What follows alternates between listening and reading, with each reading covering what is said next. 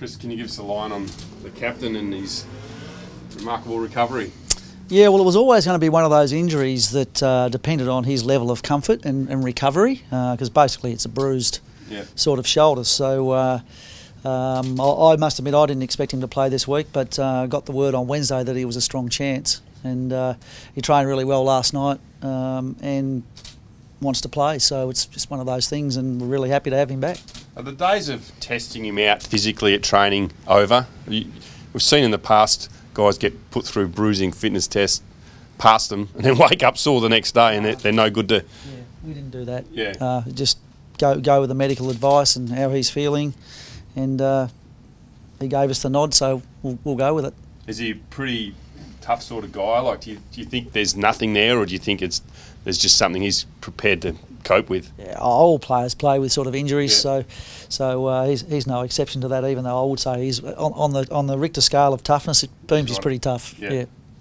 And the fact he's captain, I suppose, do you think he feels like that extra sense of I've got to get out there and lead the guys after missing? Oh, not necessarily, because I know one thing for sure, that he wouldn't play if he didn't think he was right. We don't want our players doing those sorts of heroic things and they get out on the ground and they're clearly not right. So that's not the case here.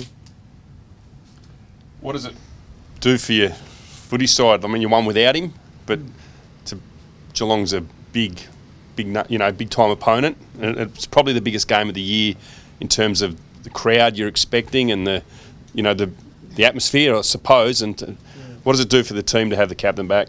Well, it's a positive. It means that we're stronger, and we're aware of the fact that it's a big game. It's Geelong. They're a top 4 side. They're going to be tough for us to beat. We've got great respect for them as a football club. And whilst I'm on that with the big crowd, we've got the Brisbane version of the Long Walk happening tomorrow. So Michael Long's coming across for it. So that just adds to the excitement. But now having the captain back is very helpful. But it's going to take 22 of us to really challenge Geelong. As I said, they're a great side. I've built enormous respect for them over the years in the battles that they've had with the Hawks. So I know what we're coming up against, and if we can play well tomorrow night, it's a great sign that we're on the improve. They've got their captain back as well, so obviously that's a huge in. Oh yeah, Joel Selwood's probably the toughest. Him and Hodgie, probably the 2 toughest players I've ever seen, and they're inspirational leaders, and no doubt him back in helps. How much do you subscribe to every time Geelong plays, it's the Dangerfield and Selwood, I guess, storyline, and if you can stop them or slow them down, you're a long way towards nullifying them as a team. Do you subscribe to that? Not really, because they've got some other great players in their midfield. Duncan's one that gets under the guard on a regular basis. They've got a lot of smaller, quicker players that they can throw in there as well. So they are, and they always have been a great team, Geelong, and they've never relied really on 1 or 2 blokes. I know that's the banter in the footy world, but that's not how we're treating it. I know injuries are part of football, but you just can't take a trick at the moment. I mean, you get Beams back, but you lose Darcy Gardner.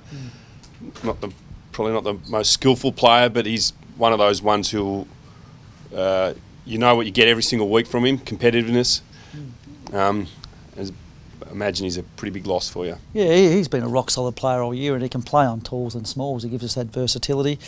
Injuries are all part and parcel of football. Josh Walker we selected as a forward last week, was able to go back and play in defence and played a really important role for us. So as we grow and develop as a team, we've got to learn to cope with losses of players, and it'll give us confidence from last week that we did that. We didn't have Beamsy, and Darcy was down early, but we still found a way to get the job done. Just on Walker, he's won, Hamilman's in this week. Like, you've been huge all season on guys developing different positions. Walker's a very good example. Are you pleased with his development, and that's something you're obviously going to try and do for the rest of the season, is it? Yeah, well, Josh has been all his NEFL games he's played down back for that very reason, so that when he comes into the side, we can pick him at either end. It was, funnily enough, he got the nod last week because he could play at both ends, and as it turned out, halfway through the first quarter, he had to use that attribute. And Hamilman's the same. Hammer's played back and forward and has got that flexibility, so it's the reason he's come into the team.